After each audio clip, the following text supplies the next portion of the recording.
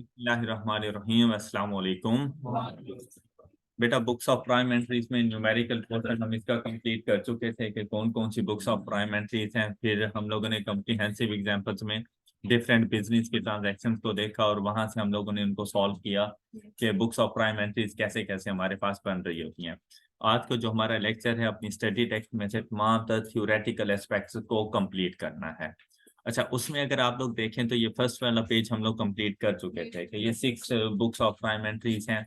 इनमें रिकॉर्डिंग कौन कौन सी ट्रांजैक्शन जाया करती हैं और उन ट्रांजैक्शन के लिए सोर्स डॉक्यूमेंट्स कौन कौन से होते हैं वो हम लोगों ने रीड कर लिए थे। उसके बाद हम लोगों ने एग्जाम्पल नंबर 1 को देखा, तो एग्जाम्पल नंबर 1 अच्छे तरीके से हम लोगों ने कर ली। ना सिर्फ हम लोगों ने ये देखा कि ये ट्रांजैक्शन कौन कौन सी बुक्स ऑफ प्राइम एंट्रीज का पार्ट बनती हैं, बल्कि हम लोगों ने साथ में ये भी देखा था कि इनसे बुक्स ऑफ प्राइम एंट्रीज बनती कैसे हैं। ये हम लोगों ने कंप्लीट कर ली थी पूरी एग्जाम्पल। आज का जो हमारा फोकस है वो अकाउंटिंग फॉर सेल्स। अच्छा, आपको अगर अकाउंटिंग फॉर सेल्स अच्छे से समझ आ जाए ना तो अकाउंटिंग फॉर परचेजेस आपको समझ आ जाना है। देखो, एक ही ट्रांजैक्शन बेसिकली होती है। अगर हम लोग सेलर पॉइंट ऑफ व्यू से देखें तो वह अकाउंटिंग फॉर सेल्स है। अगर सेम टाइम पर हम लोग बायर पॉइंट ऑफ व्यू से उसको देखें तो अकाउंटिंग फॉर परचेजेस है। तो बात मतलब एक ही होती रहती है। सिर्फ ये ट्रांजैक्शन एक दूसरे के लिए रेसिप्रोकल इफेक्ट रखती है कि एक अगर गुड्स को डिलीवर कर रहा है तो दूसरा उन्हीं गुड्स को रिसीव कर रहा है। एक अगर कैश की पेमेंट कर रहा है तो दूसरा उस कैश को रिसीव कर रहा है। तो सबसे पहले हम लोग देखेंगे अकाउंटिंग फॉर सेल्स। अच्छा, अकाउंटिंग फॉर सेल्स में बेटा अगर हम लोग नॉर्मल लाइफ की बात करें, फेस टू फेस, आप कैफे में चले जाओ, अंकल से कहो कि भाई ये चिप्स और वो जूस वगैरह मुझे उठा कर दे दें, उन्होंने फौरन उठा के आपको दे देने, आपने पेमेंट करनी है और वापसी आ जाना है और सेल्स हो गई है। लेकिन अगर हम लोग कंपनीज की बात करें ना तो कंपनीज में ऐसा नहीं होता रहता। कंपनीज में सेल्स करने के लिए ना एक मुकम्मल प्रोसीजर होता है, उसके बाद जाकर आप लोग सेल्स कर सकते हैं। उसमें सबसे पहले अब ये जो डॉक्यूमेंट्स हम लोग पढ़ने जा रहे हैं ना सेल्स के लिए, सेल्स से रेलिवेंट, इनसे रेलिवेंट कोई एक आध क्वेश्चन आपके पास एमसीक्यूज की फॉर्म में आपसे पूछा जा सकता है कि इस डॉक्यूमेंट का नाम क्या हो सकता है, या डॉक्यूमेंट का नेम देकर आपसे पूछा जा सकता है कि इस डॉक्यूमेंट का पर्पस क्या होता है। तो आपने उस हवाले से इस चीज को पढ़ना है। अब देखें सेल्स में अगर हम लोग देखें, हम कहते हैं a business tries to make profits by selling goods और सर्विसेज टू कस्टमर्स। बात क्लियर है? इसीलिए तो हम लोग बिजनेस कर रहे होते हैं। बिजनेस कर रहे हैं या तो हम लोग गुड्स सेल कर रहे होंगे या फिर सर्विसेज प्रोवाइड कर रहे होंगे, और हमारा पर्पस क्या होगा? उससे प्रॉफिट अर्न करना है। फिर क्या कहते हैं, दिस क्रिएट्स रेवेन्यू और इनकम फॉर द बिजनेस। वो जो हम लोग सेल्स करते हैं उसे जो कॉन्सेंट्रेशन रिसीव होती है ना, वो हमारा रेवेन्यू कहलाती है, हमारी इनकम कहलाती है। Sales might be for cash on और क्रेडिट, ये भी हम लोगों ने स्टार्ट में देख लिया था जब हम लोग अकाउंटिंग हेड्स पढ़ रहे थे कि जो हमारे पास सेल्स होती है ना वो हमारे पास कैश सेल भी हो सकती हैं और क्रेडिट सेल भी हो सकती हैं। आपको पता है कि कैश सेल्स और क्रेडिट सेल्स क्या क्या होती हैं? कहते हैं following documents might be used in system design to account for sales. और सबसे पहला डॉक्यूमेंट हमारे पास क्या आता रहता है? Sales quotations. आप जब जाते हैं ना, बेसिकली सेल्स कोटेशंस क्या होता है?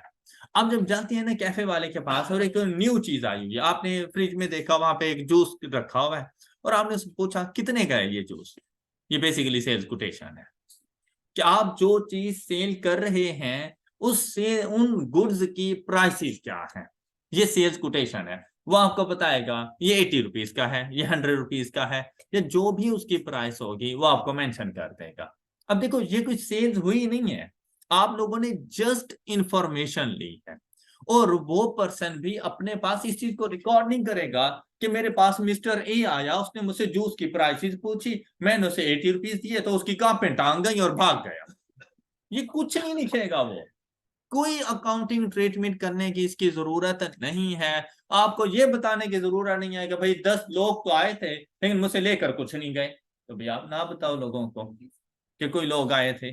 तो कोटेशन से ये मुराद होता है कि जो प्रोडक्ट आप लोग सेल कर रहे हैं उनकी सेलिंग प्राइस दूसरे को बताना कि भाई ये प्रोडक्ट मैं इतने में सेल कर रहा हूं। अब यहां देखिए, कहते हैं बिफोर ऑर्डरिंग, अभी आपने उसको ऑर्डर नहीं किया कि हमें ये जूस उठा कर दो, और ऐसा भी नहीं है आपने पूछा अंकल ये जूस कितने का है, और अंकल खुशी के मारे उनका दिल गार्डन गार्डन हुआ है, जूस उठाया और आपको पेश कर दिया कि लो बेटा। आप कहेंगे बेटा, आप कहेंगे अंकल जी पहले पैसे तो बता दो इसके। तो ये होती है कोटेशन कि ऑर्डर करने से पहले आपने उनकी प्राइसेस पूछ। अब अक्सर ऐसा होता है आप लोग जब जाते हैं तो आपको पता होता है कि भाई ये चीज इतने की है, ये इतने की है, ये इतने की है। आप चीजें लेते हैं, इवन के बिल भी नहीं पूछते, आप पैसे दे देते हो उसको, क्योंकि आपको पता है कि इतने पैसे बन रहे हैं। लेकिन ये होता है कि न्यू कस्टमर्स के लिए, न्यू सप्लायर्स के लिए, जहां पर एक दूसरे को, या न्यू प्रोडक्ट्स के लिए जहां पर प्राइसेस वगैरह का पता ना हो। इसी तरह से before ordering customers often requires a sales quotation. अब देखिए ये सेल्स कोटेशन कौन मांगेगा? लाने बात है, कस्टमर ने किससे मांगनी है?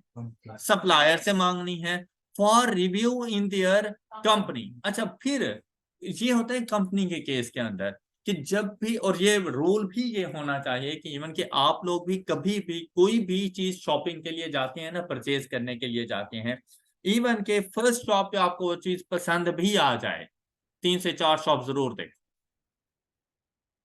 इससे ना आपको मार्केट के एनालिसिस का पता चलता है, और दूसरी बात चीज की क्वालिटी का पता चलता है। सेम प्रोडक्ट आपको किसी दूसरी शॉप पर एक डिफरेंट प्राइस पे मिलेगी। अच्छा, फिर भाई मैं पहले वाली है हाई प्राइस वाली प्रोडक्ट क्यों चूज करूं? पता चलता है यार उसकी क्वालिटी अच्छी थी, ये देखो ये इंफीरियर क्वालिटी का है, चीज वैसी है लेकिन क्वालिटी ठीक नहीं है। तो अब हाई प्राइस लगाने पे कोई हर्ज नहीं होता क्योंकि क्वालिटी एक अच्छी मिलने वाली है। तो आपने ना अपने मुताबिक जब भी कोई चीज परचेज करने के लिए जाओ, फर्स्ट सप्लायर से कभी नहीं परचेज करनी चाहिए। इंफॉर्मेशन लो, चीज देखो। जैसे अब हम लोगों ने शूज लेना हो ना, मतलब मैं 3 से 4 ब्रांड्स पे जाता हूँ, कोई भी शूज परचेज करना हो, अच्छे से देखता हूँ। फिर ये होता है कि एक एक शॉप पे ना एक डिजाइन पसंद आ जाता है, इंसान उसको माइंड में रखता है कि यार इन केस अगर कहीं और से अच्छा ना मिला तो ये वाला मेरे ऑप्शन में मौजूद है। दूसरी शॉप पे गए, वहां पर देखते हैं प्राइसेस का भी आइडिया हो जाता है कि यार वो इतने में मिल रहा था, ये इतने में, और ये ज्यादा अच्छा लग रहा है पाँव में पहने हुए, तो एक दूसरा ऑप्शन मिल जाता है हमें।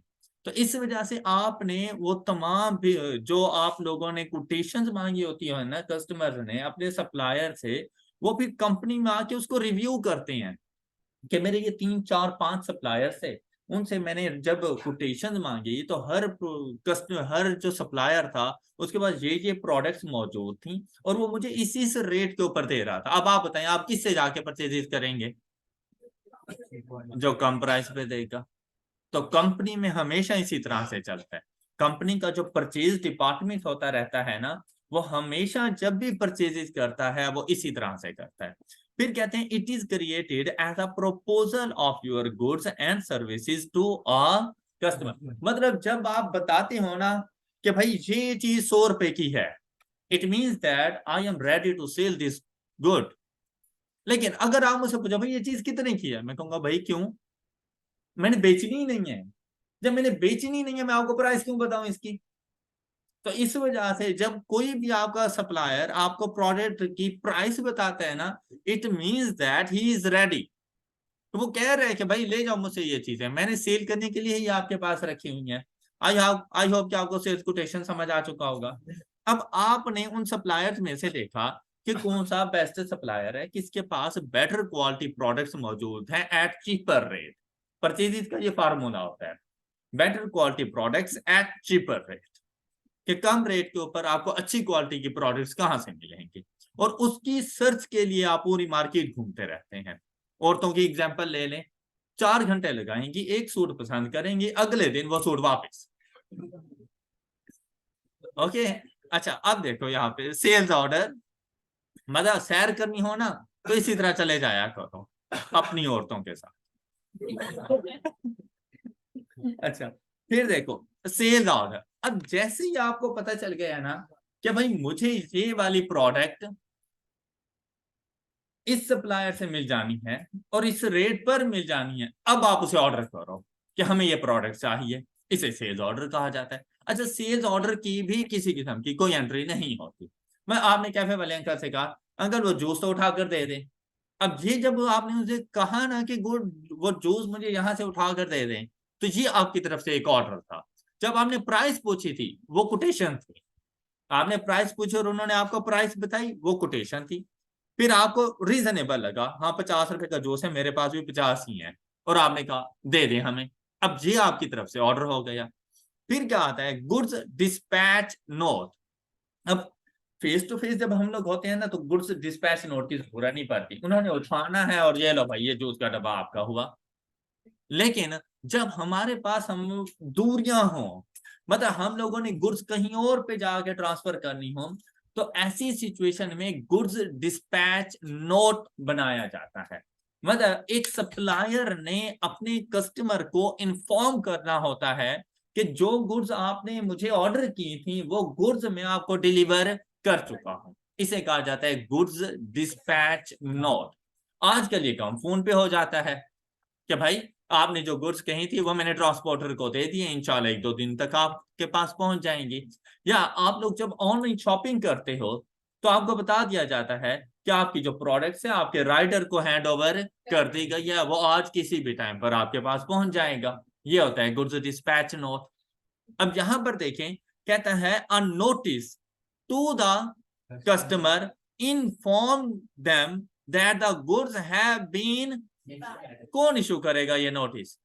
सप्लायर ने इशू। यही बात है आपसे एमसीक्यूज में पूछी जाएंगी कि गुड्स डिस्पैच नोट किसने इशू करना है, किसने रिसीव करना है गुड्स डिस्पैच। अब देखो कस्टमर को तो नहीं पता ना कि भाई मैं गुड्स डिस्पैच नोट बना रहा हूं कि मेरे सप्लायर ने इशू कर दिया। जब वो इशू करेगा वो आपको बताएगा कि भाई मैंने अपनी तरफ से गुड्स डिस्पैच कर दी हैं, मतलब अपनी तरफ से गुड्स रवाना कर दी हैं। अब गुड्स इन ट्रांजिट है, मतलब रास्ते में है। अब ना तो वो सप्लायर के पास है और ना ही वो अभी तक कस्टमर को पहुंची है। कोई इशू, कोई रिकॉर्डिंग नहीं करनी अभी तक।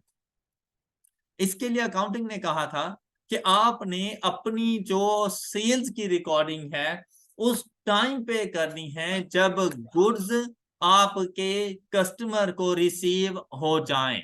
या इसके लिए बेसिकली रूल यूज होता रहता है कि जब आप लोग ऑनरशिप ट्रांसफर कर दें तब जाकर आप लोगों ने गुड्स सेल्स के तौर पर रिकॉर्ड करनी है। लेकिन अभी तो गुड डिस्पैच है और वो जो ट्रांसपोर्टर है वो आपका अपना है, और ये आपकी रिस्पॉन्सिबिलिटी थी कि आपने कस्टमर की डोर स्टेप के ऊपर गुड्स पहुंचानी थी।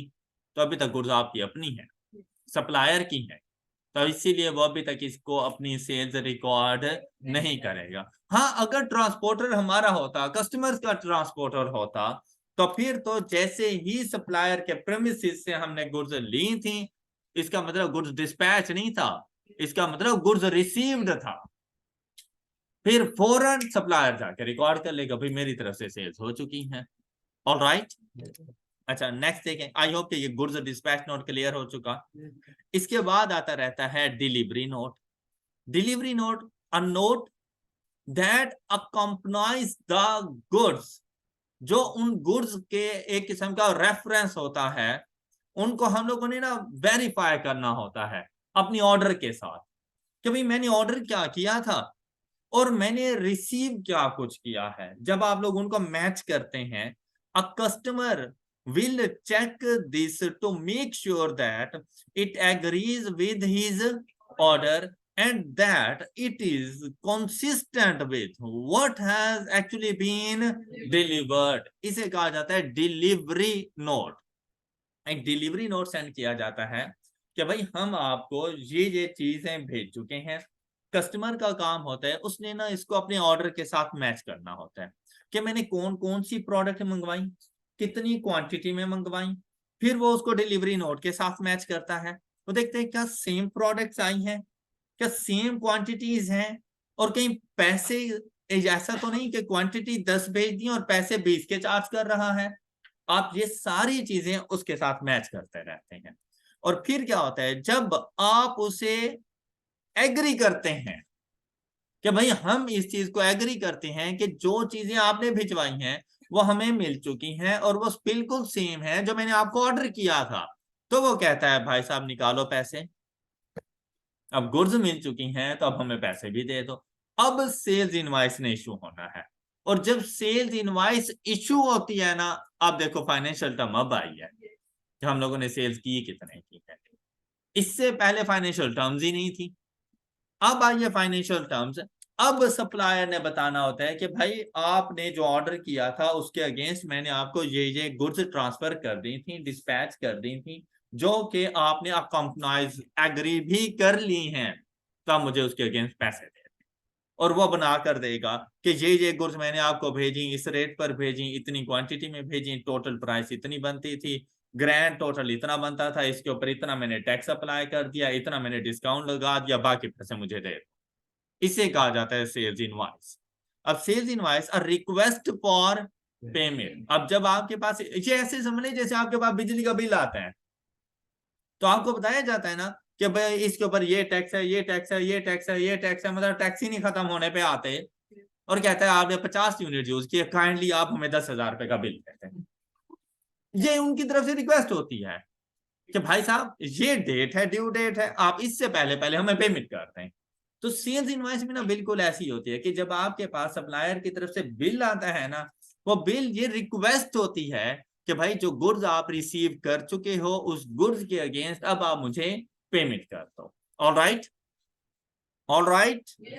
अच्छा, फिर देखें, अ request for payment from the customer for goods. अच्छा, यहां पर बच्चा ये समझता है फ्रॉम द कस्टमर से, सर वो सेल्स इनवॉइस कस्टमर ने थोड़ी ना देनी है, नहीं, रिक्वेस्ट फ्रॉम द कस्टमर।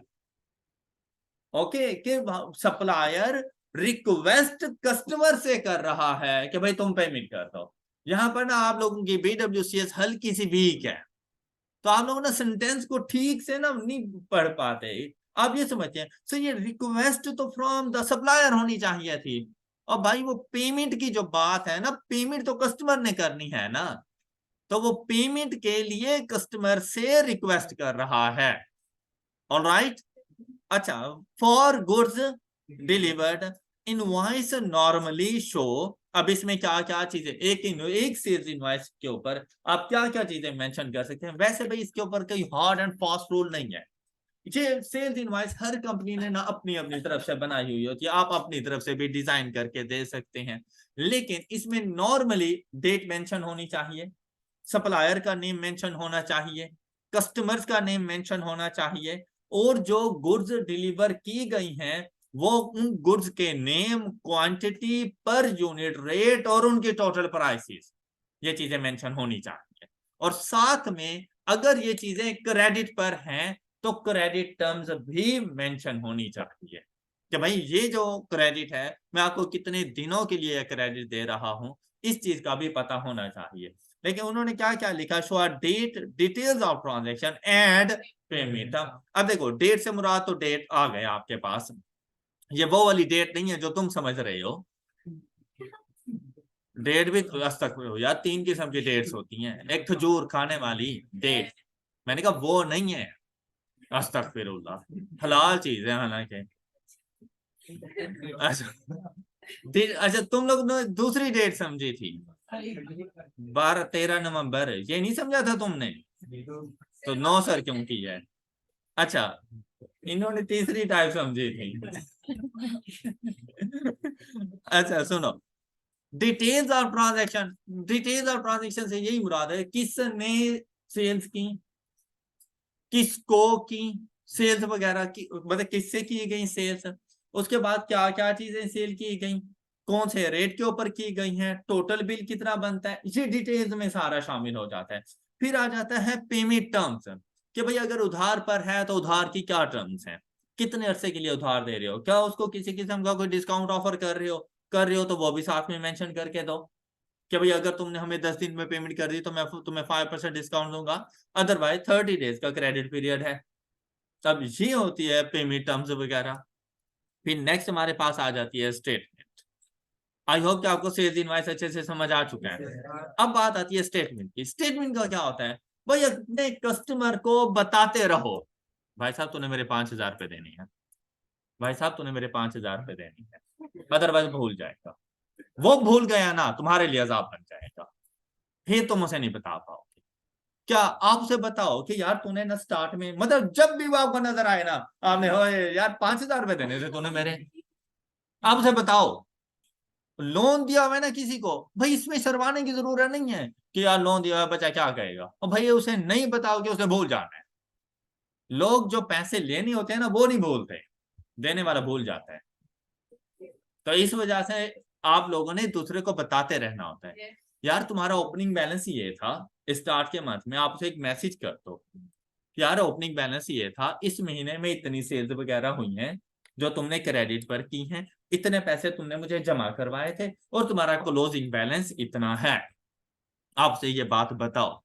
अब जब ये बात बताओगे तो लाजमी बातें लिखोगे कि भाई मंथ के स्टार्ट में ये बैलेंस था, टोटल जो क्रेडिट सेल्स हुई हैं वो इतनी हुई हैं, इस मंथ में जो तुमने अमाउंट डिपॉजिट करवाई वो जे वाली अमाउंट थी जो तुमने मुझे डिपॉजिट करवाई, और तुम्हारा रिमेनिंग बैलेंस इतना बाकी है, इसे कहा जाता है स्टेट। और किसी को बताने की भी कोई एंट्री नहीं होती रहती कि आज मैंने अपने कस्टमर को बताया कि तुमने मेरे 5,000 रुपए देने हैं, फाइनेंशियल नेचर शामिल हो गए, आओ जाओ रिकॉर्ड करें। तो भाई इसकी भी कोई रिकॉर्डिंग नहीं है, ये जस्ट एक इंफॉर्मेशन है, ये बिजनेस की कोई ट्रांजैक्शन वगैरह या बिजनेस की कोई एक्टिविटी नहीं है।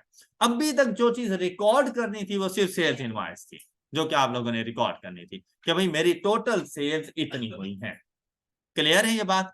स्टेटमेंट देखो, a document to show the customer the amount still owed, कि अभी तक तुमने मेरे कितने पैसे देने हैं, at a point in time, मतलब जब भी वो मिले मिले उस टाइम पर उसने तुम्हारे कितने पैसे देने हैं, आपने उसको वो बताना है। फिर it will be the net amount of all invoices. अब जब वर्ड यूज कर लिया ना net amount of all invoices, it means आपने ये नहीं कहना हो यार मैंने तुम्हें 10,000 रुपए की क्रेडिट सेल्स की थी, 10,000 नहीं कहा, नहीं यार उसमें से 5,000 तो उसने तुम्हें दे दिए थे ना, तो 5,000 बोलो उसे, 10,000 क्यों बोल रहे हो? It will be the net amount of all invoices issued less cash received by the business up to a point in time, कि जितनी टोटल सेल्स आज तक तुमने उसको की उसमें से जितने अमाउंट तुम रिसीव कर चुके हो वो माइनस करके जो रिमेनिंग अमाउंट बचे वो आपने बतानी है, और इसे कहा जाता है स्टेट। ऑलराइट, नेक्स्ट देखो, क्रेडिट नोट इशूड। बेटा क्रेडिट नोट इशूड या क्रेडिट नोट रिसीव हमेशा उस टाइम पर होता है जब रिटर्न। और आपने क्रेडिट नोट के लिए ना बस इससे पहले भी आए थे क्रेडिट नोट्स वगैरह, मैंने ज्यादा नहीं एक्सप्लेन किया था, मैंने कहा था कि एक पॉइंट पर जाकर मैं एक्सप्लेन करूंगा। अब यहां पर एक बात आपने हमेशा याद रखनी है कि क्रेडिट नोट इशू करना सप्लायर का काम है, क्रेडिट नोट इशू करना सप्लायर का काम है। अब जैसे चेक का इशू करना, चेक इशू करना मतलब चेक लिख कर देना, कौन लिख कर देगा? जिसने पैसे देने होंगे। अब जिसने पैसे रिसीव करने हैं वो जाए, हाँ भाई उमर मैंने तुमसे 5,000 रुपए रिसीव करने हैं, ये लो मैं तुम्हें चेक लिख कर देता हूं। नहीं, ऐसा नहीं होगा। अब यहां पर देखो कि भाई सेल्स रिटर्न हुई है, सेल्स रिटर्न हुई है, कस्टमर आपके पास आया, उसने आपको आके गुड्स वापस, ये लो भाई ये गुड्स हैं, ये हमारी रिटर्न है, ये डैमेज है, कोई भी रीजन हो सकती है, गुड्स रिटर्न के अगेंस्ट। अब आप उसे क्या देने वाले हो? आप उसे क्रेडिट नोट उस टाइम पर जब वो रिटर्न क्रेडिट पर हो। देखो अगर वो कैश सेल्स थी, कैश सेल्स ही वापिस आ गई, फिर तो आप पैसे ही दोगे, फिर आप क्रेडिट नोट नहीं इशू करोगे, वो आपसे क्रेडिट नोट लेगा भी नहीं, जो कहेगा मैं तुम्हें पैसे दे के गया था तुम भी तो मुझे पैसे दो। फिर क्रेडिट नोट नहीं आता रहता। क्रेडिट नोट से क्या मुराद होता रहता है कि भाई मैंने ना 1,000 रुपए की सेल्स की थी, उसमें से 300 रुपए की सेल्स मुझे वापिस आ गई। अब मैंने तो अपना रिसीवेबल 1,000 रुपए से रिकॉर्ड किया हुआ है, जब इनवॉइस मैंने इशू की थी उस टाइम पर मैंने अपना रिसीवेबल 1,000 रुपए से रिकॉर्ड किया हुआ है, उसमें से मुझे 300 रुपए की सेल्स वापस आ गई, मैं अपने रिसीवेबल को ना छेड़ू? ये वो वाला छेड़ना नहीं है कि गुदगुदी करो उसकी कि भाग जाए उधर से। अब ऐसा नहीं है, क्या मतलब कि आपने उससे 1,000 रुपए नहीं लेने, अब आपने उससे 700 रुपए लेने हैं, तो वो 300 कहां गए? 300 रुपए का उसे क्रेडिट नोट इशू करके दो। 1,000 रुपए की आपकी सेल्स इनवाइसेस आपकी क्रेडिट सेल्स को जाके शो करेगी, और 300 रुपए का आपका क्रेडिट नोट इशू आपकी जाके सेल्स को कम करेगा। और आपके रिसीवेबल को भी कम कर देगा। कि भाई आपने एक क्रेडिट नोट इशू किया हुआ है, तो क्रेडिट नोट इशू किया, अब देखो सप्लायर आप लोग थे, आप लोगों ने सेल्स की हुई थी, अब आपने कस्टमर के लिए सप्लायर आप लोग थे, जब आपके पास सेल्स रिटर्न आएगी तब आपने गुड्स रिसीव की, तो आप उसके बदले में क्या दोगे, क्रेडिट नोट इशू करोगे। तो क्रेडिट नोट इशूड आपकी सेल्स रिटर्न को डिनोट करता है।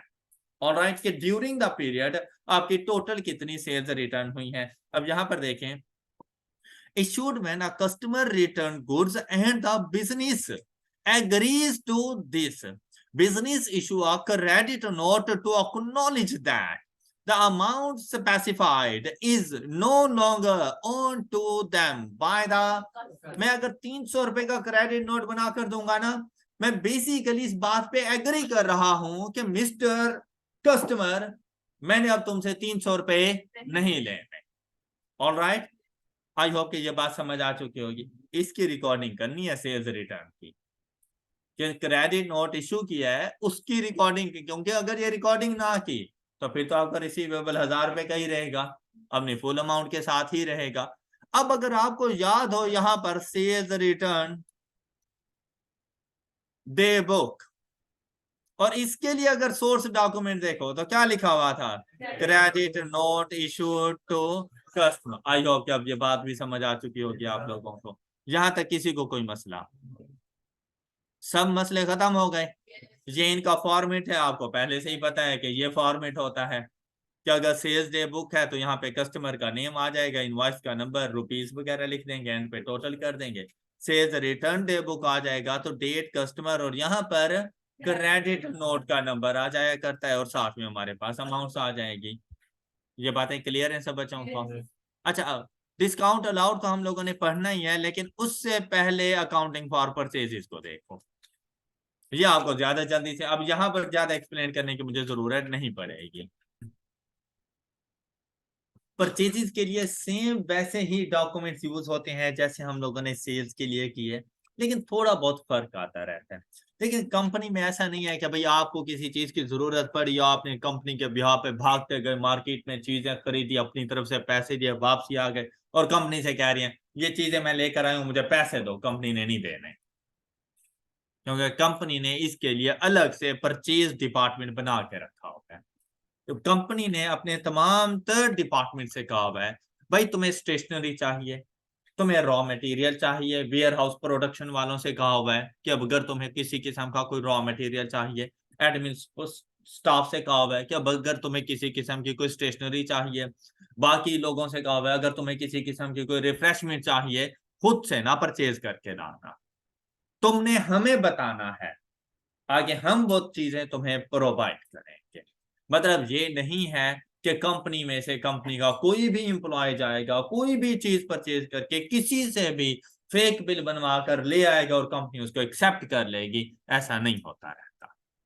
अब इसके लिए क्या होता रहता है, सबसे पहले आती रहती है परचेज रेक्विजिशन। पहले परचेजेस को देख लो, परचेजेस क्या है, कहते हैं बिजनेस मेक परचेजेस फ्रॉम, कितने मजे की बात बता दी, वरना तुम्हें तो पता ही नहीं था कि किससे परचेजेस होती हैं, पता नहीं तुम जाके कस्टमर से परचेजेस कर लेते। तो सप्लायर से हमेशा परचेजेस करनी है तुम लोगों ने। फिर purchases are similar in many respects of sales.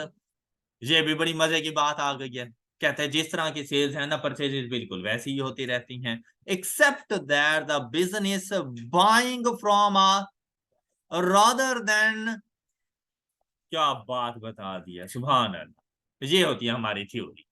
मतलब एक ही बात को ना बीसियों मरतबा, खरबूजा छुरी पे डाल दो, फिर छुरी खरबूजे पे डाल दो, काटना खरबूजा है। ओके, तो यही कुछ यहाँ पे समझ आ गई। अच्छा नेक्स्ट देखो। अच्छा, इन्होंने ना अंग्रेजी ऐसे ही इतने बड़े बड़े पैसेजेस बनाए हुए होते हैं, हालांकि बात एक छोटी सी होती है, क्लियर, लेकिन बस क्या है कि अपनी तरफ से बताओ कि मैं बड़ा भाई अंग्रेज की औलाद हूं। फिर क्या हुआ, the following documents might be used in system designed to account for purchases. अच्छा बेटा, वो उन्होंने ये चीज इस तरह लिखी हुई है ना, आप में से कोई 60% ऐसे स्टूडेंट होते हैं जो जाके घर बैठ के सिर्फ 20 मिनट इस बात में लगाते हैं कि business make purchase from supplier, business make purchase from supplier, business make purchase from supplier. बाद में वो तीसरी लाइन याद करते हुए 10 मिनट फिर पहले भूल जाती है, फिर उसको हालांकि पूरी 2 लाइनों में कुछ भी नहीं था। तो ये बताने का यहाँ पर मकसद ये है कि भाई वो एफएससी वाला ट्रेंड छोड़ दो जो को तुम लोग पढ़ कर आए हो। यहां पर ऐसे नहीं पढ़ा जाता इन चीजों को। यहाँ पर एक मरतबा पढ़ो और उसे कहो इट्स ओके, अब तो मैं जिंदगी भर, मेरे बच्चे भी याद रखेंगे इसको, मैं पैदा होते उन्हें बता दूंगा ये सेल्स है, ये परचेज है। ओके। अच्छा, तुम्हें कोई डाउट होगा कि हमारे तो होंगे नहीं, तो जिनके होंगे मैं उनके बारे में बात कर रहा हूँ। फिर देखो, ये तो किस्मत की बात होती है ना। ट्राई हर कोई करता है, प्रोडक्ट किसी को मिलती है किसी को नहीं मिलती। मैं कोई चीज खरीदने के लिए जाओ, किस्मत को उसके बाद नहीं रखी हुई तो आपसे कहेगा जाओ भाई वापसी। आपको यार थोड़ी देर पहले तो मेरा दोस्त लेके गया था, वो कहते हैं आखिरी आइटम था जो वो ले गया। आप कुछ और समझ रहे थे। अच्छा अब सुनो, अब सबसे पहला जो डॉक्यूमेंट हम लोग परचेजिंग में यूज किया करते हैं ना, वो हमारे पास आता रहता है परचेज रेक्विजिशन। अब वहां पे पहला डॉक्यूमेंट हमारे पास क्या था? कोटेशन। अब यहां पर अभी कोटेशन से भी पहले उस चीज की तलब को पैदा करो कि यार इस चीज की जरूरत है, फिर उसके लिए कोशिशें करो। परचेज रेक्विजिशन कि हर डिपार्टमेंट ने परचेज डिपार्टमेंट को बताना है कि भाई अगर प्रोडक्शन डिपार्टमेंट है तो वो परचेज डिपार्टमेंट से कहेगा भाई रॉ मटेरियल खत्म होने वाला है, जल्दी से रॉ मटेरियल मंगवा लो अदरवाइज प्रोडक्शन रुक जानी है। स्टेशनरी खत्म है तो आप परचेज डिपार्टमेंट से कह दो कि भाई हमारे पास स्टेशनरी का सामान खत्म होने वाला है। ये स्टेशनरी से मुराद जिस तरह से प्रिंट लेने के लिए पेपर्स वगैरह की जरूरत होती है, पेन वगैरह की जरूरत होती है, या आप उनसे कहोगे वो आपको मंगवा कर देंगे, आप खुद से जाके नहीं ले सकते। तो यहाँ पर ये होता है कि सपोज किसी भी डिपार्टमेंट को किसी भी चीज की जरूरत है तो वो उनका एक प्रॉपर एक पेज होता है, लेटर हेड के ऊपर कर देंगे, या एक प्रॉपर परचेज रेक्विजिशन के नाम से उन्होंने कुछ बनाया होता है, उसके ऊपर मेंशन होता है to this, from this person, और क्या क्या चीजें आपको चाहिए आप वो चीजें उन्हें मेंशन करके दो कि भाई हमें ये चीजें इतनी इतनी क्वांटिटी में चाहिए, और जाकर परचेज डिपार्टमेंट को दे दो। जब आपने परचेज डिपार्टमेंट को आप ये बातें ऑफर करते हो तो इसे क्या कहा जाता है? Purchase requisition. An item should be requisition मतलब रिक्वेस्टेड। इससे मुराद होता है कि आपने रिक्वेस्ट करनी है परचेज ऑर्डर को कि भाई हमें इन चीजों की जरूरत है। An item should be requisition first if not lying in the stock. अगर आपके स्टॉक में वो चीज मौजूद नहीं है तो उसके लिए सबसे पहले आपने आकर उसकी रिक्वेस्ट करनी है। आपके पास पॉकेट मनी नहीं है, अम्मी अब्बू के पास जाओ, पहले रिक्वेस्ट करो कि जनाब खाली हुए पड़े हैं हमें दे दें पैसे। ये होती है रेक्विजिशन। आपने शॉपिंग के लिए जाना था, दोस्त के साथ प्लान बन गया, पैसे ही नहीं है, पहले अम्मी अब्बू से कहो कि जनाब हमने शॉपिंग के लिए जाना है, हमें कोई पैसे शैसे दे दें, वो पैसे देंगे। ये रेक्विजिशन है आपकी तरफ से। ऑल राइट, ये बात समझ आ गई होगी जी। दोस्त के दोस्त शॉपिंग, हमारे दोस्त ऐसे नहीं, हमने ऐसे दोस्त रखे ही नहीं है। अब हर किसी की तुम्हारी जैसी किस्मत थोड़ी होती है कि दोस्त शॉपिंग करवा दें। अच्छा, ये कह सकती है, तुम नहीं, तुम लोगों ने पैसों का बंदोबस्त करके जाना है। अच्छा नेक्स्ट है कोटेशंस एंड अप्रूवल्स। अब जैसे ही परचेज डिपार्टमेंट को इस बात का पता चला कि हमारे इस डिपार्टमेंट को रॉ मटेरियल की जरूरत है, स्टेशनरी की जरूरत है, जिस चीज की रिक्वेस्ट आई हुई है, तो परचेज डिपार्टमेंट के पास हर प्रोडक्ट के लिए सप्लायर्स की एक लिस्ट मौजूद होती है। या आपको सपोज पता है कि आपने प्रोडक्ट ए परचेज करनी है तो आपके माइंड में आ जाएगा कि प्रोडक्ट ए परचेज करने के लिए mister A B C D इनके पास हम लोग जा सकते हैं, इनके पास ये प्रोडक्ट मिल जाएगी। फिर परचेज डिपार्टमेंट ने क्या करना है, उसने ना सप्लायर्स को सिलेक्ट करना है और उसमें से देखना है कि और हर सप्लायर से उसने पूछना है भाई मुझे ना ये वाली प्रोडक्ट चाहिए, इतनी क्वांटिटी में चाहिए, क्या अवेलेबल है? वो कहेगा हाँ जी अवेलेबल है, क्या रेट दोगे? वो कहते हैं इतने रुपीज पर यूनिट के हिसाब से देंगे। क्वालिटी कैसी रखी हुई है, आपने उनसे ये सारी इंफॉर्मेशन लेनी है। फिर प्रोडक्ट बी को कॉल कर लो, फिर अपने सप्लायर सी को कॉल कर लो। इस तरह से ना आपने वो सारा डाटा ले लेना है। अब ये जो आपने कॉल किया ना अपने सप्लायर को, उसकी तरफ से कोटेशन थी फर्स्ट वाली, हमारी तरफ से ये सेकंड स्टेप था। हम लोग अब परचेज करने जा रहे हैं। तो हम परचेज कब करने जा रहे हैं, जब परचेज रिक्विजिशन मेरे पास आ चुकी थी। अब जैसे ही मैंने कोटेशन तमाम सप्लायर से ले ली, अब मैंने उनमें से अप्रूव करना है। तो अप्रूव मैं किसको करूंगा, जो चीपर रेट के ऊपर मुझे प्रोडक्ट प्रोवाइड करेगा और क्वालिटी भी अच्छी हो।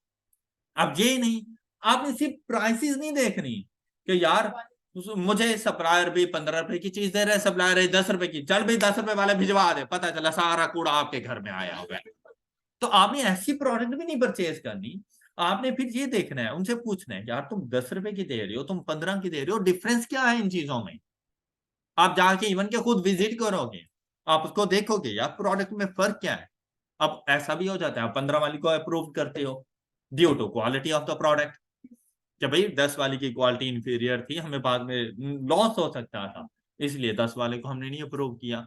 तो यहां पर देखें, कहते हैं where value of goods exceeds certain limit. अच्छा, हर पर्सन के पास ना एक स्पेसिफिक अथॉरिटी होती है। अब इसका ये मतलब नहीं है करोड़ों रुपए की गाड़ी परचेज करनी है, हमने कहा ओ भाई मुझे गाड़ी चाहिए और वो चले गए हाँ भाई ये ले गाड़ी ले, नहीं ऐसा नहीं है।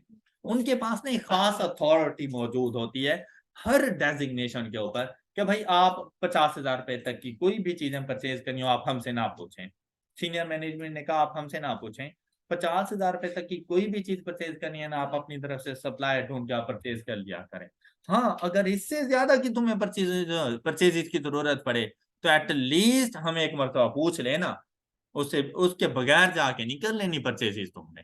तो यहां पर कहता है कि exceed certain limit quotations are usually obtained from at least 3 suppliers. अच्छा, अब क्या कोटेशन, मैंने उन्होंने पूछा कि यार हमें ना एक दूध का डब्बा चाहिए, रिफ्रेश चाय बनानी थी, क्या उसके लिए मैं कोटेशन लूं।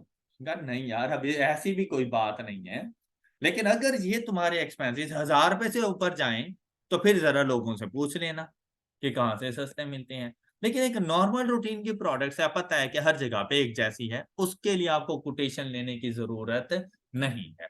कुछ चीजों के रेट्स हमेशा मतलब गवर्नमेंट की तरफ से फिक्स होते हैं, हर जगह पे फिक्स ही मिलेंगे। जैसे गाड़ियों में पेट्रोल डलवाना है, भाई कहीं से भी डलवा लो एक ही रेट पे मिलना है, तुम्हें वहां पे कोटेशन लेने की जरूरत नहीं है। फिर कहते हैं purchase order is the initiated after evaluating quotation.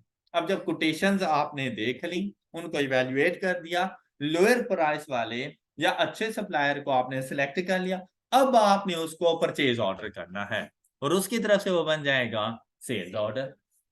जब आप लोग उसको परचेज ऑर्डर करेंगे, a document sent by the to the to the supplier to place an order, ये परचेज ऑर्डर, कि भाई हमें ये वाली गुड्स प्रोवाइड कर, हमारी तरफ से परचेज ऑर्डर, उसके लिए सेल्स ऑर्डर बन जाएगा।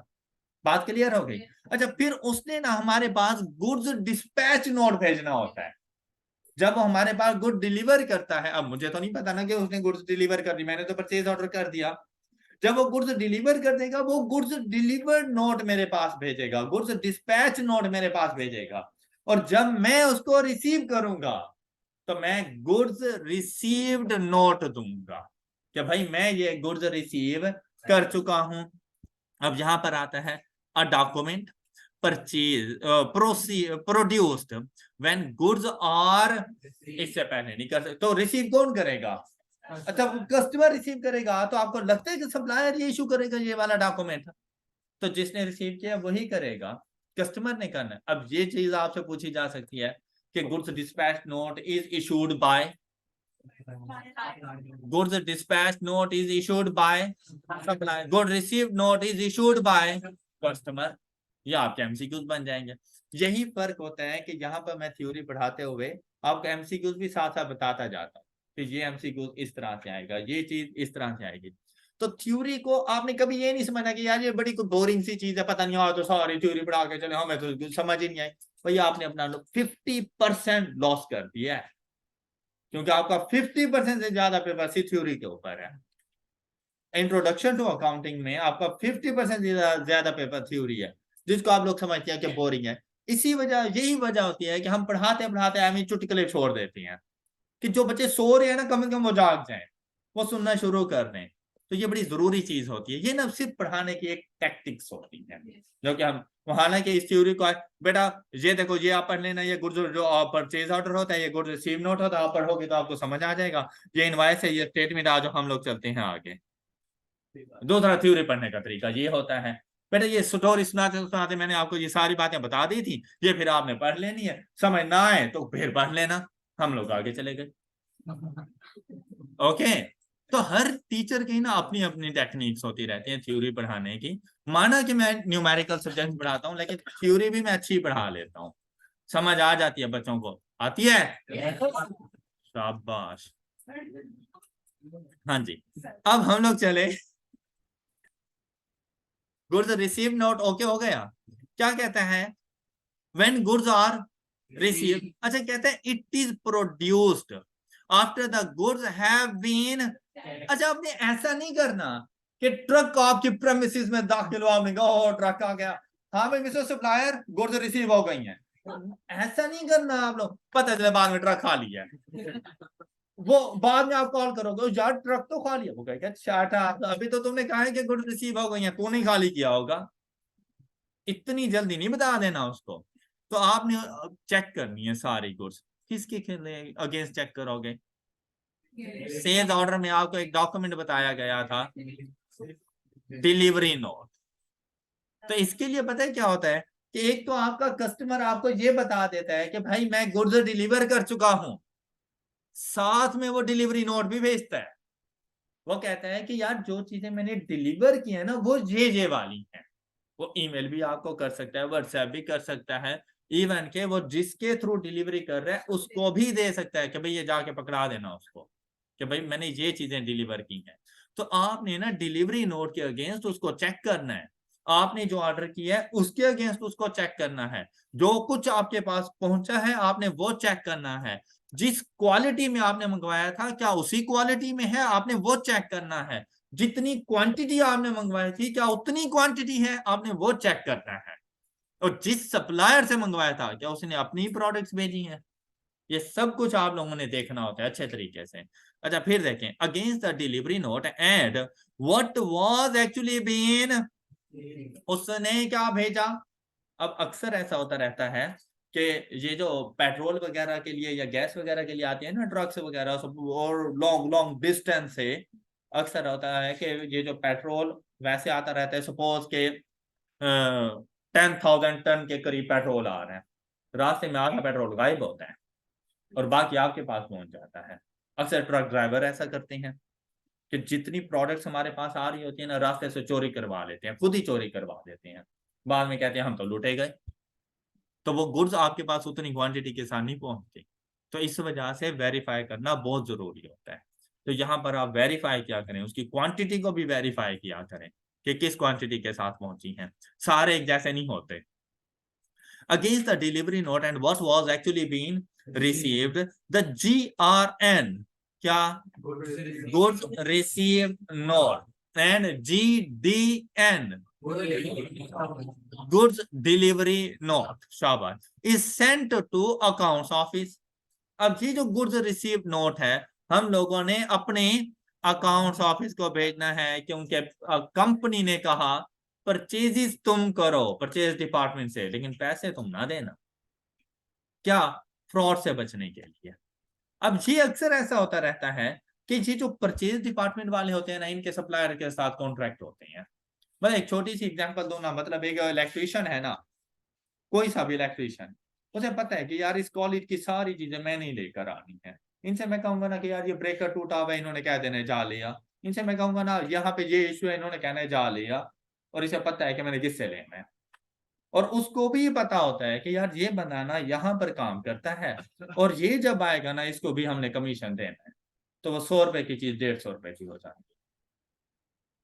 अब उसमें से उसने अपना कमीशन भी साथ में रखना होता है, कॉलेज वालों से अलग ले रहा होता है। अक्सर परचेज डिपार्टमेंट वाले ऐसे करते हैं कि इन्हें पता होता है कि हम लोगों ने किससे जाके चीजें लेनी है। अब जैसे पेंट वाले आते हैं आपके घरों में, वो आपको आपके पास लाजिम बात है नॉलेज नहीं है, आप कौन सा डेली बेसिस पे घर को पेंट करवा रहे हैं, कौन सा अच्छा है, कौन सा नहीं है अच्छा। एक तो वो उस शॉप पर लेकर जाएँगे जिसके साथ उसका कॉन्ट्रैक्ट हो, कि भाई मैं आपको कस्टमर ला कर दूँगा और आपका ने जितना भी बिल बनना है ना, उसका 20% मुझे देना है। अब वो आपको फ़ोर्स करेगा, इवन कि आप कहें ना नहीं यार ये प्रोडक्ट यहाँ पे अच्छी नहीं है, हम किसी और से ले लेते हैं, वो आपको मना करेगा। नहीं, नहीं वहाँ से ना लें, उस वक़्त वो बड़ा बेईमान आदमी है, ये वो वगैरह-वगैरह। बाय फ़ोर्स वहीं से दिलवाएगा। तो यहाँ पर ना इस वजह से परचेज़ और डिपार्टमेंट से कहा गया कि भाई तुम अपनी तरफ से परचेज़ेज़ कर लो, जहाँ से मर्ज़ी तुमने करनी है कर लो, लेकिन पैसे तुम ना देना। अब यहाँ पर पैसे अकाउंट स्टाफ ने देने होते हैं। अकाउंट स्टाफ को फिर बताया जाता है, ये लो भई ये गुड्स रिसीव्ड नोट है। ये हम लोगों ने इतनी-इतनी गुड्स रिसीव कर ली हैं। Who will check that what has been. अब इसने दोबारा जाके चेक करना है। इसे गुड्स रिसीव नोट पहुँचा, ये कहेगा चलो यार जल्दी से मुझे ज़रा दिखाना, कहाँ पे गुड्स रखी हुई हैं, कहाँ पे गुड्स आई हैं। इसने गुड्स रिसीव नोट को चेक करना है, इज़ व्हाट वाज़ ऑर्डर, ये कहेगा अपना ज़रा ऑर्डर भी दिखाओ, कि तुमने ऑर्डर क्या किया था। ऑर्डर के अगेंस्ट गुड्स रिसीव्ड नोट को इसने चेक करना है and that the invoice agrees with what was. और वो जो इनवॉइस हमारे पास आनी है, उसने देखना है क्या वो बिल्कुल उन्हीं प्रोडक्ट्स की है जो हम लोगों ने रिसीव की हैं। जब हम ये चीज़ बता चुके होते हैं अपने सप्लायर को कि भई गुड्स रिसीव हो चुकी हैं, हमारी तरफ से वेरिफाइड हैं, वो कहता है परचेज़ इनवॉइस। अब आप लोगों ने पैसे देने होते हैं। सेल्स इनवॉइस वही यहाँ पर हमारे लिए क्या बन जाती है? Purchase invoice. अब ये क्या? Request for payment from the supplier. अब ये परचेज़ इनवॉइस सप्लायर ने रिक्वेस्ट की है कि भाई मुझे पेमेंट दे दो।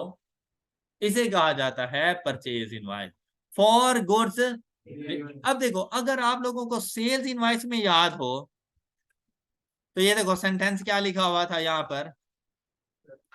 Request for payment. अच्छा, अब यहाँ पर एमसीक्यूज़ बन सकता है। आप लोग ना इसको जब पढ़ते हो ना, आप बड़े पैसिव वे में पढ़ते हो। मतलब नेक्स्ट चैप्टर में जाओगे तो ये भूल जाओगे हमने पढ़ा क्या था। अब आपके पास यही एमसीक्यूज़ आ जाता है। Which of the following is true about purchase invoices?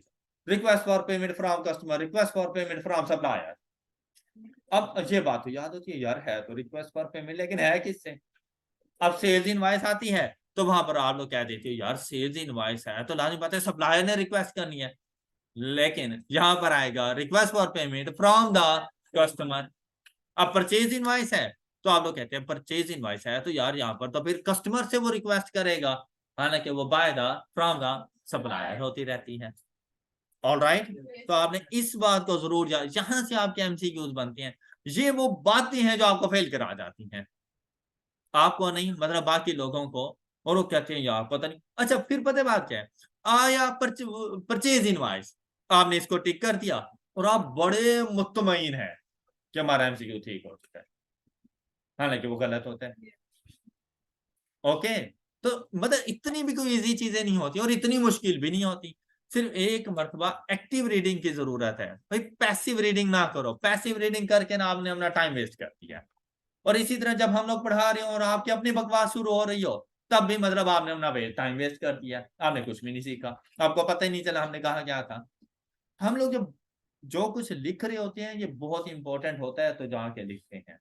लेकिन जो चीज़ सबसे ज़्यादा इम्पोर्टेंट होती है ना, वो हम लोग सिर्फ़ बोलते हैं। तब आपकी मर्ज़ी आप किस पे फ़ोकस करो। तो हमारा बोलना हमारे लिखने से ज़्यादा इम्पोर्टेंट होता है। तो उसके लिए जहाँ पर आपको नींद आ जाती है, वहाँ पर आप लोगों को ज़्यादा एक्टिव होना पड़ता है। कि भाई ये वो काम के मोती आ रही हैं और ये मिलियन डॉलर्स के एक-एक क्वेश्चन होते हैं जो आपको मुफ्त में मिलती हैं। ओके, नेक्स्ट सुनो।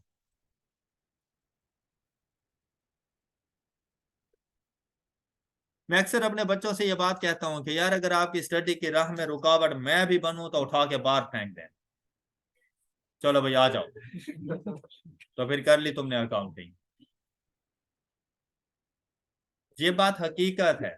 तुम्हारे लिए तुम्हारी स्टडी से इंपॉर्टेंट कोई नहीं है। मतलब अगर तुम्हें लगे ना आपकी जिंदगी में ये दोस्ती आपको पता ही नहीं है दोस्ती है क्या, आपको इस चीज का आइडिया ही नहीं है कि आपकी दोस्ती है। आप उस दोस्त को संभाल रहे होते हो जो 6 माह बाद किसी और का दोस्त है, आप उस दोस्त को संभालने की कोशिश कर रहे होते हो। दोस्त पास हो जाता है, हम वहीं के वहीं खड़े, क्योंकि मैं तो दोस्ती निभा रहा था, और बाद में उसने किसी और को दोस्त बना लिया है।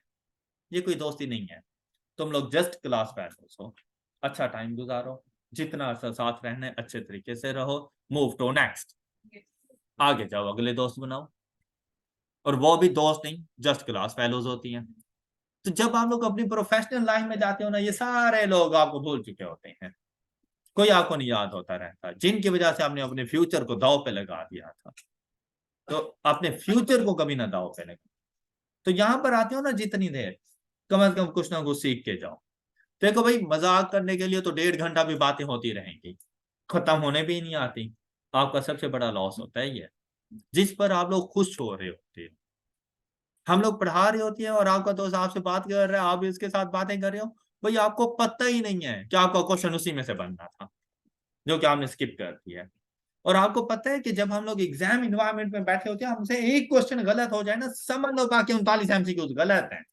मेरे माइंड पे प्रेशर इतना आ जाएगा कि यार ये क्वेश्चन इतना मुश्किल, अगला उससे ज्यादा मुश्किल लगेगा। जब आपसे 3 क्वेश्चन कंसेक्टिव गलत हो गए ना, आप खुद को नहीं संभाल पाओगे, और वहां पर आपका वो दोस्त खराटे लेके सो रहा है, वो मजे कर रहा है, जिसकी वजह से आपने ये बातें नहीं सुनी थी। इस वजह से चाहे मेरी बातें बुरी लगे, लेकिन मैंने अक्सर आपसे कहा है, हम बातें कर रहे हैं, आप बातें करें।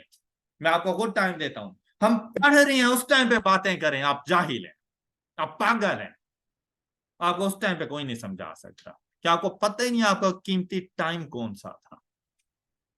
क्या आप लोगों इस काम के लिए पैसे दिए मेरे ख्याल से आप सब लोगों ने। हम पढ़ा रहे होते हैं, आप बातें कर रहे होते हैं। मेरे ख्याल से अगर मेरा दोस्त मेरे साथ ऐसा करता तो वो मेरा दोस्त नहीं होता, और अब तक मैं उसके मुंह पे चंड मार चुका होता कि भाई मैंने अपने हलाल का पैसा फी के तौर पे दिया हुआ है और मैं यहाँ पे पढ़ने के लिए आता हूँ। तुम लोगों में इतनी हिम्मत नहीं होती। मैं होता तो उस दोस्त को किक कर चुका होता कि भाई भाई साइड पे हट, तू कौन होता है मुझे रोकने वाला। और आप में से हर किसी का स्टेटस एक जैसा नहीं है, तो इसीलिए अपने आप को पहचान। स्टडी के टाइम पे नो कॉम्प्रोमाइज, फिर चाहे वो कोई भी है, उठा के बाहर फेंक दो। क्लियर? सुनो भाई, परचेज इनवॉइस समझ आ गई सब बच्चों को? अब ये वही स्टेटमेंट है जो आपके सप्लायर ने आपको भेजी, आप तक पहुंची कि भाई साहब तुमने मेरे इतने पैसे देने हैं। बिल्कुल सेम टू सेम। क्या क्या आपको यहाँ पे पता होगा कि आपने अपने सप्लायर की कितनी अमाउंट अभी तक पे करनी है? वही नेट ऑफ अमाउंट होगी। क्या आपने टोटल कितनी परचेजेस की थी, उसमें से क्या कितना आप लोग पे कर चुके हैं, और बकाया अमाउंट कितनी रहती है। A document from the supplier to show the amount still owed at a point in time, and the last one is return के सिचुएशन में। आपने देखा था उस टाइम पे क्रेडिट नोट इशू था जब सेल्स रिटर्न थी, तो जब परचेजेस रिटर्न है तो क्रेडिट नोट रिसीव्ड आएगा। क्या आप लोगों ने परचेजेस रिटर्न हुई, आपने परचेजेस की और वो परचेजेस रिटर्न हो गई। अब आपकी तरफ से गुड्स जा रही हैं, तो गुड्स जाने के ऊपर आपको तो कोई चीज रिसीव होनी चाहिए ना, क्या? क्रेडिट। अब जब सेल्स रिटर्न होती हैं, गुड्स आपकी तरफ आती हैं, तो आप क्या देंगे उसके अगेंस्ट? क्रेडिट नोट इशू करोगे। अब परचेजेस रिटर्न है, एक तो आप गुड्स दे रहे हो, तो गुड्स देने के अगेंस्ट आप क्या लोगे? क्रेडिट नोट रिसीव करोगे, जो आपका सप्लायर आपको बना कर देगा। ऑलराइट, वैसे तो सप्लायर की रिस्पॉन्सिबिलिटी है कि वो आपको क्रेडिट नोट इशू करे। इन केस अगर वो आपको क्रेडिट नोट इशू नहीं करता, तो दूसरा ऑप्शन, आप डेबिट नोट इशू कर, एविडेंस जरूर रखो। लेकिन ये सेकेंडरी ऑप्शन होता है। पहली कोशिश करो कि आप क्रेडिट नोट रिसीव करो in case of purchases return. अगर आपका सप्लायर आपको क्रेडिट नोट इशू नहीं कर रहा, तो आप डेबिट नोट इशू करो उसे। ऑलराइट, तो ये आएगा यहां पर, I should buy the supplier when we return goods और get credit because of damage goods, तो क्रेडिट नोट रिसीव करेंगे। और दूसरा ऑप्शन मैंने बताया डेबिट नोट इशूड, इसी के साथ लिख लें। परचेज रिटर्न की सिचुएशन में क्रेडिट नोट रिसीव्ड या डेबिट नोट इशू।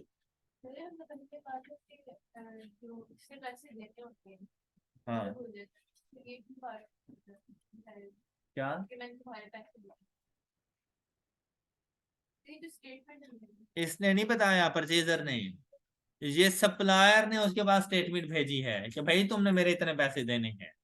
तो वो जो डॉक्यूमेंट इस किस्म का भेजे आपने उसको स्टेटमेंट कहना है, उसको इनवॉइस नहीं कहना। ओके, अब देखो मैं अगर सपोज इसे कहूं भाई तूने मेरे 5,000 रुपए देने हैं, वो कानों में उंगलियां दे दे, सुनेगा ना, वो भी स्टेटमेंट है उसके लिए। हाँ जी, और किसी का कोई क्वेश्चन? कोई क्वेश्चन? तो यहाँ पर देखो बेटा, ये आपके पास परचेज डे बुक बनी हुई है, हम लोगों ने पहले ही बना ली थी। फिर हमारे पास आ जाती है परचेजेस रिटर्न डे बुक। तो यहाँ पर देखें क्रेडिट नोट का नंबर आ जाएगा, अमाउंट, सप्लायर्स नेम वगैरह आ जाएंगे, और ये आप लोगों ने पहले से ही बनाना सीख लिया। अब यहाँ पर हमारे पास बहुत इंपॉर्टेंट कॉन्सेप्ट है डिस्काउंट्स अलाउड का एंड डिस्काउंट, सेल्स की सिचुएशन में डिस्काउंट अलाउड एंड परचेजेस की सिचुएशन में डिस्काउंट। अच्छा, ये ऐसा टॉपिक नहीं है कि ये 5-7 मिनट में खत्म हो जाए। डिस्काउंट अलाउड रिसीव्ड ऐसा टॉपिक नहीं है 5-7, इस वजह से आज के लेक्चर के लिए हम इसे स्किप कर रहे हैं, इसको हम लोग कल पढ़ेंगे डिस्काउंट अलाउड एंड रिसीव्ड को। लेकिन इसके साथ एक छोटी सी एडजस्टमेंट्स आ रही है अकाउंटिंग फॉर सेल्स में, और वो है contra settlement. Accounting for sales में ही है ना? नहीं, अकाउंटिंग फॉर परचेज के एंड पर देखो, पेज 46 पर कॉन्ट्रा सेटलमेंट। अच्छा, ये कॉन्ट्रा सेटलमेंट आपको अच्छे से समझ आ जानी है। अभी छोटी सी बात है कॉन्ट्रा सेटलमेंट, कि अगर एक ही पर्सन आपने उसको पैसे देने भी हैं और उससे पैसे लेने भी हैं, तो वहां पर कहते हैं कि भाई आप इनकी पहले सेटलमेंट कर दो। मतलब ये कि यार मैंने मिस्टर ए को 5,000 रुपए देने हैं, लेकिन मैंने उससे 3,000 रुपए लेने भी हैं। अब मैं क्या करूं, जाके उसे तो 5,000 रुपए उसे दे दूं, भाई साहब ये मैंने आपके 5,000 रुपए लेने हैं, काइंडली आप इसको एक्सेप्ट कर दें। उसके 3,000 के लिए उसकी मिन्नतें करूं, भाई खुदा के लिए मेरे भी 3,000 दे दे, तो मैं 2,000 रुपए उसे दे दूं, वो 3,000 कहां गए? Contra settlement. ओके, ये है कॉन्ट्रा सेटलमेंट, कि भाई जो कॉमन अमाउंट है ना, आपने उसके अगेंस्ट अपने आप को नील कर दो, और जो रिमेनिंग अमाउंट है वो पे या रिसीव कर लो। All right. ये देखो, ये अक्सर ऐसा होता रहता है कि सपोज एक होटल वाला है, लाजिम बात है होटल वाले ने ना चीजें खाना वगैरह बना के फिर बेचना होता है, बिरयानी शॉप समझ चले, लेकिन साथ में एक जनरल स्टोर वाला है जिसके पास वैसे ही चावल रखे हुए हैं जिसको पकाए बगैर खाया नहीं जा सकता। अब करियाने वाले को दोपहर को भूख लगे, चाहे वो कच्चे चावल खाना शुरू कर दे। अब ऐसी सिचुएशन है कि होटल वाले ने सुबह के टाइम पर चावल उधार पर ले लिए 1,000 रुपए के, और उसने उसकी बिरयानी बना ली। दोपहर के टाइम पर बिरयानी की खुशबू इतनी अच्छी लगी कि उस करियाना स्टोर वाले ने कहा कि यार एक प्लेट मेरे पास भी भेज दो। अब उसने एक प्लेट उसे भी भेज दी, और वो भी उधार पे चली गई, मतलब करियाना स्टोर वाले ने भी उसको पैसे नहीं दिए। शाम का टाइम हुआ, 1,000 रुपए के चावल लेके गया था होटल वाला, बिरयानी की एक प्लेट 300 रुपए की थी। शाम को जब वो आएगा 1,000 रुपया पे करे।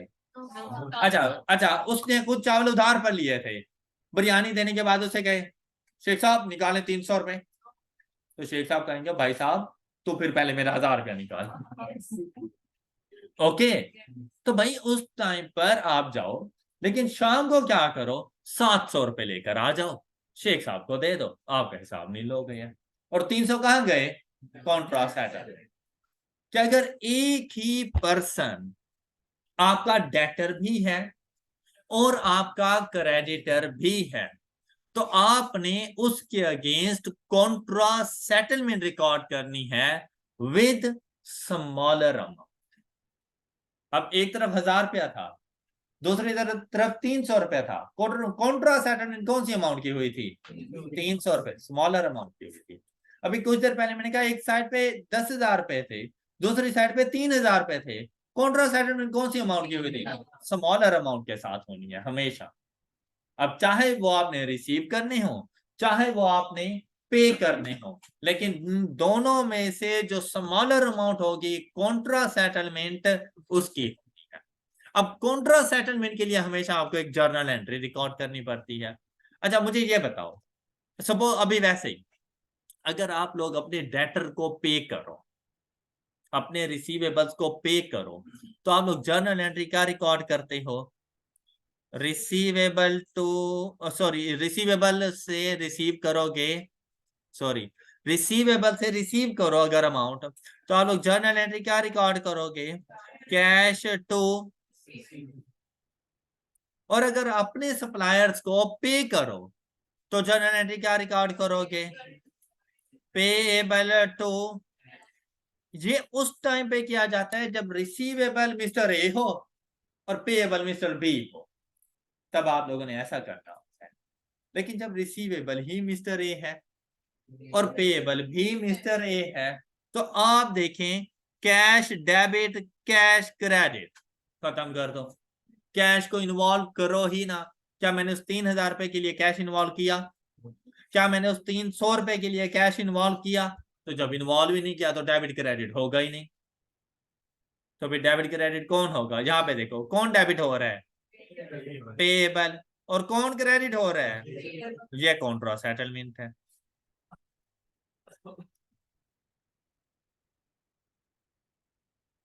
ये जर्नल एंट्री लिखी हुई है उसकी, debit trade payable, credit trade receive. जब भी कॉन्ट्रा सेटलमेंट की बात करें आपने ये वाली एंट्री रिकॉर्ड कर देनी है। All right. अच्छा अब पढ़ो ये है क्या? A business might sell goods or services to another business and also buy goods or services from the same, मतलब एक ही पर्सन हो जिसको आप गुड्स सेल भी करो और उसी से गुड्स परचेज भी करो। The other business is both a customer and might therefore be receivable and a trade payable at the when this happens, the two businesses might agree to offset the amount that they own each other। अब each other यहाँ पर मतलब जो smaller amount होगी वो दोनों के लिए कॉमन बन जाएगी।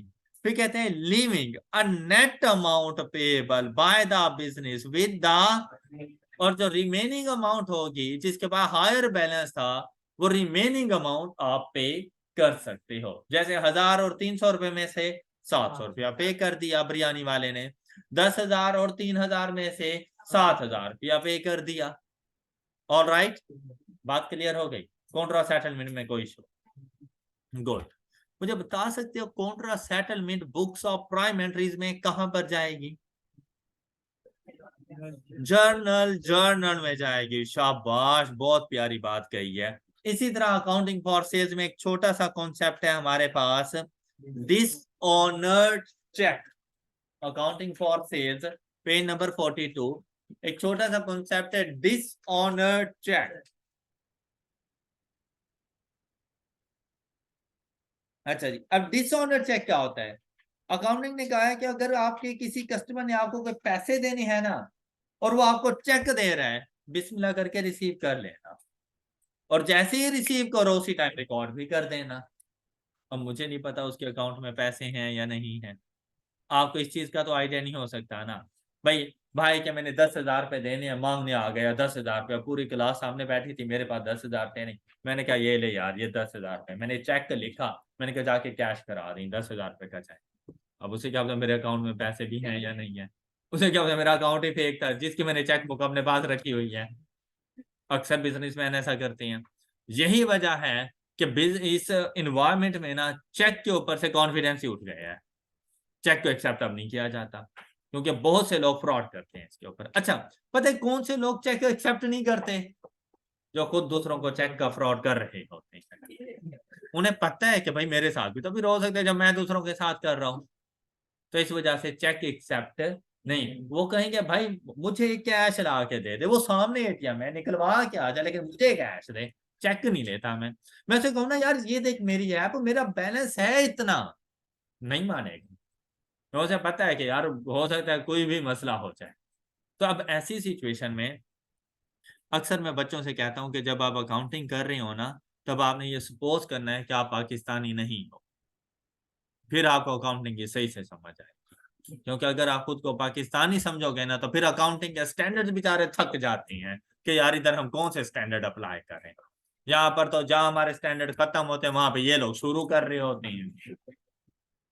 तो इधर अगर आप लोग देखें डिसऑनर चेक, भाई अकाउंटिंग ने इस चेक को ना एक लीगल डॉक्यूमेंट का रुतबा दिया हुआ था कि इन प्लेस ऑफ कैश हम लोग इसको यूज कर सकते हैं। इसीलिए अकाउंटिंग ने कहा कि जब भी आपका कोई कस्टमर आकर आपको चेक दे दे, आप ऐसा समझ लो जैसे आपने उससे अमाउंट रिसीव कर ली है, हालांकि अभी वो बैंक तक तो पहुंची ही नहीं है। क्यों? क्योंकि बैंक में अभी तक हमने चेक दिया ही नहीं। फिर हम बैंक में चेक देंगे, 1-2 दिन का प्रोसेस होता है, उसके बाद मेरे अकाउंट में पैसे आएंगे। लेकिन अकाउंटिंग ने हमें क्या कहा कि भाई आप अपने बैंक अकाउंट को डेबिट कर दो और अपने रिसीवेबल को कब? जब चेक रिसीव करो। जब चेक रिसीव करो उस टाइम पर बैंक अकाउंट को डेबिट कर दो और रिसीवेबल को, और उसे अच्छे अल्फाज में धक्के देकर निकालो कि भाई शुक्र है मुझे तुझसे पैसे मिल गए। ओके, मतलब प्यार से उसे भेजो। हाँ, धक्के मारकर प्यार से उसे भेजो। अब क्या हुआ, जब आपने ये चेक बैंक में डिपॉजिट करवाया, बैंक क्लियरेंस के लिए 2 दिन का टाइम लेता है अगर अदर बैंक का है तो। मतलब आपका अकाउंट है एबीसी एंड बैंक में और आपको चेक मिल गया XYZ एंड बैंक का, तो आपके बैंक 2 दिन का टाइम लेगा, उसके बाद जाके आपको बताएगा कि जनाब पैसे आपके अकाउंट में आ चुके हैं। और 2 दिन बाद आपका बैंक आपसे कहता है sorry, cheque bounced, cheque cancel, cheque dishonoured, insufficient funds, wrong page name, मतलब कोई भी रीजन लिख के दे देता है। मतलब ये होता है कि इस चेक के अगेंस्ट आपको पेमेंट नहीं होती, उसकी रीजन कोई भी हो सकती है। उसका अकाउंट क्लोज भी हो सकता है, उसके पैसे भी कम हो सकते हैं, हो सकता है उस टाइम पे 10,000 रुपए का चेक था और वहां पे 10,000 रखा हुआ ही नहीं है, चेक वापसी आ जाएगा। तो इससे कहा जाता है चेक का डिसऑनर होना। बात समझ आ गई है? अच्छा, जब चेक डिसऑनर हो गया आप क्या कहेंगे? अल्लाह की मर्जी, मेरे रिसीवेबल ने तो मुझे चेक दे दिया था, ये तो मेरा नसीब था ना कि मुझे पैसे नहीं मिले। कभी कभी नसीब को खुद बनाना पड़ता है और कभी कभी नसीब के पीछे भागना पड़ता है। तो पकड़ो उस रिसीवेबल को, मैं उस नसीब की नहीं बात कर रहा। तो पकड़ो उस रिसीवेबल। क्या आपको अभी भी लगता है कि वो आपका रिसीवेबल नहीं है? लेकिन आप तो आपसे कैंसिल कर चुके हो। जब है रिसीवेबल तो सबसे पहले उसे रिसीवेबल बनाओ, उसको पकड़ने से पहले अपने पास उसे रिसीवेबल बना कर जाओ।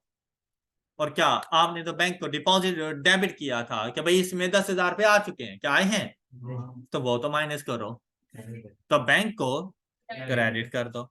तो चेक डिसऑनर्ड होने की सिचुएशन में आपने रिवर्सल एंट्री रिकॉर्ड करनी होती है कि जब भी क्वेश्चन में आपसे कह दे कि आपका चेक डिसऑनर हो चुका है, ऐसी सिचुएशन में आप लोगों ने रिसीवेबल को डेबिट और बैंक को क्रेडिट कर देना होता है। ये लिखी हुई है इसकी एंट्री। ऑलराइट, स्टोरी समझ आ गई है? अब पढ़ के देखो। कहते there are checks received from customer where subsequently the bank refuses to make payments. When a business receives a check from a customer, it recognizes that an amount paid is a business presents to the check to the bank for payment and the bank refuses to accept it, perhaps because of insufficient funds in the customer's account. ये उसने अभी सिर्फ एक ही reason बताई है। फिर कहता है the business is still on money and must reverse the, अब ये थी original entry, bank to receivable, उसका रिवर्सल क्या बन गया? रिसीवेबल टू बैंक, जाके रिकॉर्ड कर दो अपने पास। Alright, Yes. Any issue. That's all for today. अपना बहुत सा ख्याल रखिएगा, नेक्स्ट लेक्चर में मिलेंगे। अल्लाह हाफ़िज़।